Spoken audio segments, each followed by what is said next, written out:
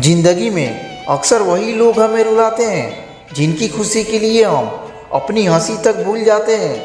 कौवा कोयल की आवाज़ को दबा सकता है मगर खुद की आवाज़ मधुर नहीं बना सकता।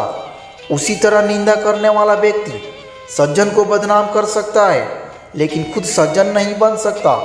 जीवन साथी कमियों को सुधारने वाला होना चाहिए, ना कि आपकी कमियां निकालने वाला। सही कहा ना, आजकल लोगों के जीने के लिए किसी का साथ नहीं बल्कि अपने टाइम पास के लिए एक खिलौना चाहिए होता है। साइकोलॉजी के अनुसार आप अपनी भावनाओं को जितना अधिक छुपाओगे, दूसरों व्यक्ति के लिए आपको समझना उतना ही मुश्किल होता जाएगा और ऐसे में दूसरों व्यक्ति के साथ आपका संबंध ज़्यादा दिनों तक नहीं चल पाएगा। घर की जिम्मेदारियां समझने वाला बेटा और माता पिता के इज्जत का मान रखने वाली बेटी दुनिया के लाख खूबसूरत चेहरे से कई गुना बेहतर और समझदार होते हैं। एक स्त्री घर की वह लक्ष्मी है जिसके वजह से घर में पवित्रता एवं संस्कार आती है।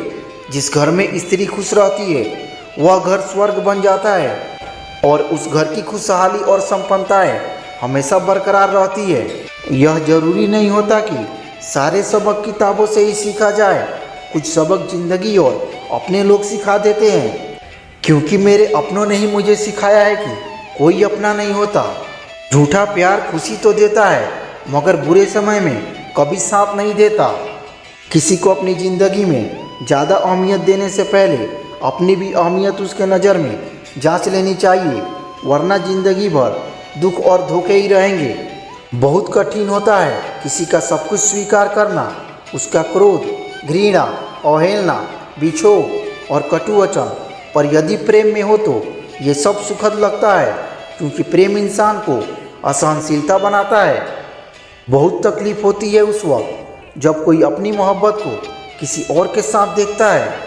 प्रेम में जितना महत्व नज़दीकियों का होता है उससे कहीं ज़्यादा महत्व दूरियों का भी होता है, क्योंकि ये दूरियां ही एक दूसरे का होने का महत्व सिखाती है। इस छलावे के दौर में यदि आपको एक सच्चा, अच्छा और आपकी बातों को समझने वाला जीवन साथी मिला हो तो यकीन मानिए आपसे ज़्यादा धनवान कोई नहीं है। अगर तुम्हारी कोई बात किसी के दिल पर लग गई तो उसे मिटाने में रात नहीं बल्कि पूरी ज़िंदगी बीत जाती है। इसलिए हमेशा किसी से जुबान संभाल कर बात करें। जब सामने वाला आपको पाने के लिए तड़प रहा होगा तब आपको ये संकेत मिलेगा कि आपको बहुत बेचैनी होगी और वो तुमसे बात करने की हर समय कोशिश करेगा। लोग सालों इंतजार करते हैं कि उन्हें दुख देखकर सामने वाले को फर्क पड़ेगा।